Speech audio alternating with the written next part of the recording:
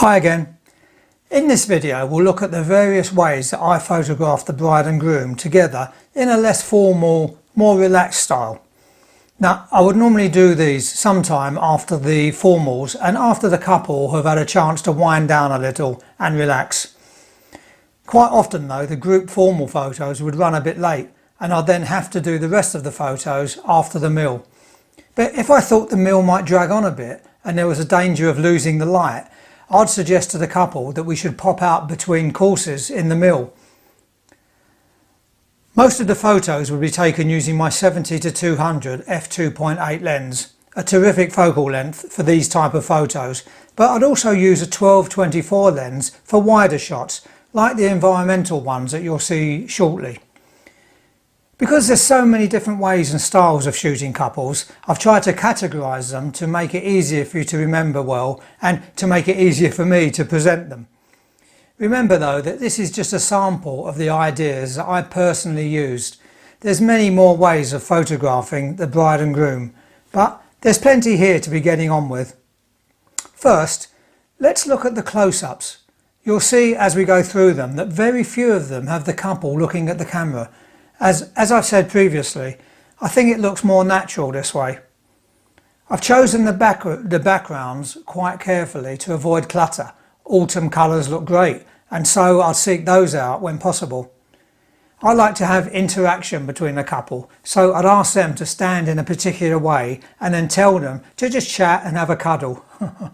I'm not a huge fan of kissing photos, as it's not really that flattering.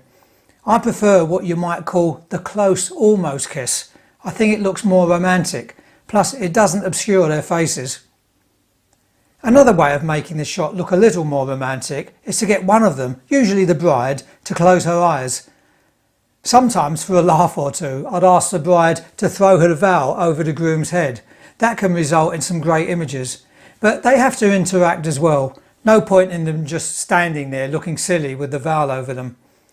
Notice as well that in most of these photos their faces are pointing in different directions, which I prefer.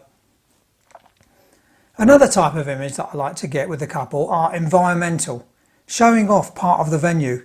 Now they've paid good money for the venue, so we need to show it off in the photos. Again, I'd look for some nice light with a background that shows the whole or part of the venue, and I'd ask them to stand or sit in a certain way. You can see in all these images that the couple are quite small in the frame. If I were using two camera bodies, one with a longer lens, I might then zoom in for a close-up. I wouldn't step in close though using the wide-angle lens, otherwise there'd be a risk of distortion. Obviously, the more fancy the venue, the easier it is to take these types of photos, but even if the wedding is in a smaller, less elaborate venue, there's still usually good locations nearby. This wedding, for example, was in a small local village hall, but next to a cricket pitch. That's the pavilion. This one in a small local hotel, in fact where Jane and I were married. There wasn't really anywhere suitable for great location photos, so I just walked the couple to the other side of the road where there was a good looking wall and windows, and then directly in front of the hotel on a small green. While wandering around the venue with a couple, I'd always look out for areas with particularly good light. Maybe an area that's backlit, or as in this case, with a break in the clouds on a stormy day that let the sunlight through for a couple of minutes. Top shade light is always guaranteed to work well, especially for close-ups. That's where no light comes from above, only from the front or from the side. See my Become a Better Photographer course for more info on that. I would have also previously checked out any indoor areas with some nice light coming in through windows. These kind of images can look a little bit more dramatic and creative. Sometimes I'd separate the couple, like in this image, for a different kind of look. And I'd sometimes just get the bride to spread out on a sofa if there was a nearby window. Similar type of shot to the one I did at her home just after she'd got herself ready. Here's another style of shot that's a bit of fun and can work well. The idea is that one of the couple stands a few feet behind the other one and you focus on the person in the front. So whoever's in the background becomes a little out of focus.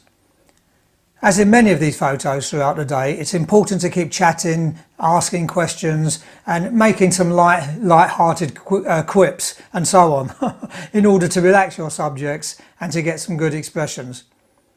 Remember that standing in front of a camera is not always comfortable for many people, so you have to do your best to relax them.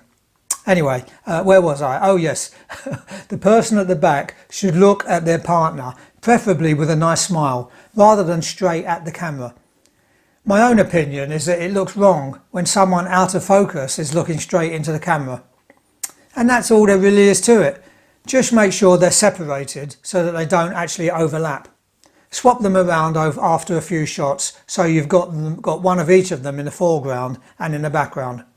The bride and groom walking together always works well because it looks so natural. Again, with them looking at each other or away, so it seems they're not aware of the camera. Like nearly all of the photos of the bride and groom so far, I'd shoot in landscape orientation. This always worked well because I made sure they were walking either in an area without too many distractions, with a nice clean background, or some kind of interesting area like a nearby road. You can see it looks good too to shoot a little wider to take in some nice view or more of the venue, and sometimes you can crop an image to panoramic letterbox shape for a little bit more impact. It can also work well to shoot from behind as they walk away, especially if you get in close with a wide angle lens to take in more of the environment. In some respects it looks like they're walking away into a new life together. That's how I used to think of it. Then again, I'm a bit of an old softy. What about putting the couple up against a wall and taking a sidelong shot of them, with the lines from the wall leading into them? That can look very dramatic. Obviously you don't want the bride to get her dress dirty, so put the groom up against a wall with his back to it and have the bride lean into him. The general idea is to get a shot along the wall, so the couple do have to be positioned carefully at the right spot. You then lean against the wall yourself and take the shot along it. Use a fairly wide aperture to blur the foreground. Some walls come up really well in Photoshop by increasing the saturation. Finally then, here's a quick sequence of shots I might take of one couple. You can see how I've tried to vary the images within a short space of time by getting them into various different poses, side by side, her in front, her with her back to him, and then facing him, looking in different directions and so on. Then there's the walkie ones. This was a nice spot by the River Ouse in Bedford, in case you're interested in that type of thing. So I tried to use the river, the bridges and wall as a dramatic backdrop to the scene.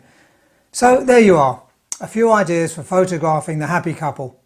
There's a lot more on posing couples in my general posing course, so please take a look there for more information. Bye for now.